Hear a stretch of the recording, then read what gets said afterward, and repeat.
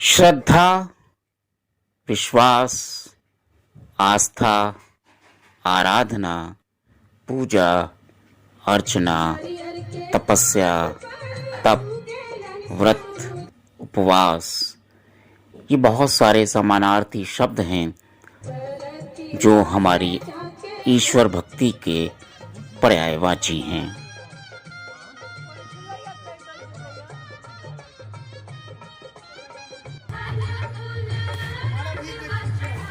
ईश्वर में आस्था हर व्यक्ति करता है जो आस्तिक है, और सूर्य चूंकि नक्षत्रों में सबसे प्रमुख माने जाते हैं, ज्योतिष शास्त्र में उनको पहला स्थान दिया गया है। उसका पर्व होता है छठ पूजा। तो पहला अर्घ देने के बाद बड़े ही भव्य तरीके से लोगों ने यह पर्व शुरू किया। क्योंकि कोरोना काल है, इसलिए अधिकांश लोगों ने समझदारी का काम करते हुए अपनी अपनी छतों पर वही समा बांधा, वही लुक दिया जो घाटों पर होता है, और पानी के लिए उन्होंने टब या जिसके पास जो साधन था उसमें खड़े होकर अपनी आस्था, विश्वास, श्रद्धा और भक्ति का प्रदर्शन किया।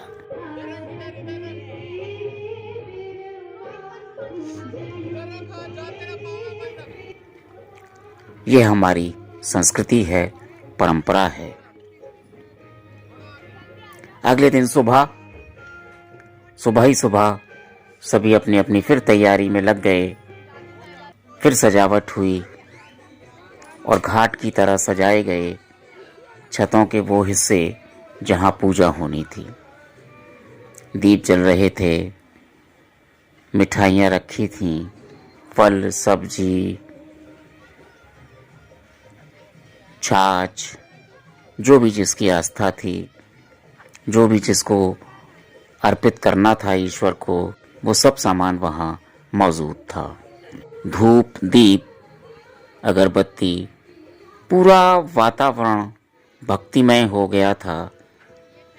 फर्क केवल इतना था कि घाट नहीं था, सभी की छत थी, और छतों पर सूर्य को नमस्कार करते हुए सब ने अपने अपने आराध्य को अपनी भक्ति का प्रदर्शन किया। परंपरागत रूप से, जैसा कि हमेशा होता है, होता आया है, होता रहेगा, कि जिसने ये संकल्प लिया है, जो व्रती है, जो जल में खड़े होकर सूर्य को अर्पित कर रही है अपने परिवार और परिजनों की आस्था को, और वो जो छाछ में प्रसाद के रूप में जो भी सामग्री थी, वो अपने अपने आराध्य को अपनी भावना के साथ, अपनी श्रद्धा के साथ, अपने विश्वास के साथ उस व्रती को दिया।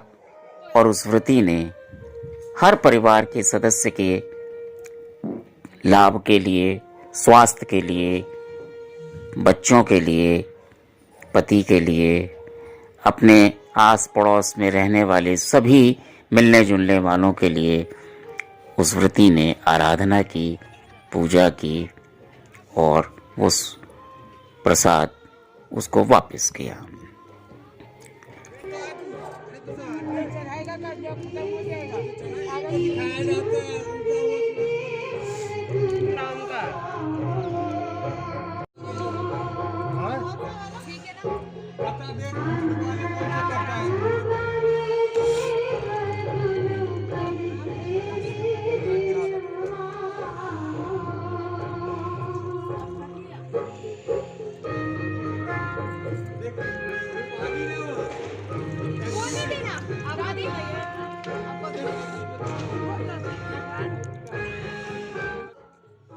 तो ये परंपरा है हमारे यहाँ कि हम एक को आधार मान लेते हैं इस व्रत में, और उसके मार्फत पूरे परिवार की ओर से सूर्यदेव को जो प्रसाद दिया जाता है, जो प्रसाद चढ़ाया जाता है, उसका समर्पण, उसका भाव, उसकी पुष्टि व्रती करता है।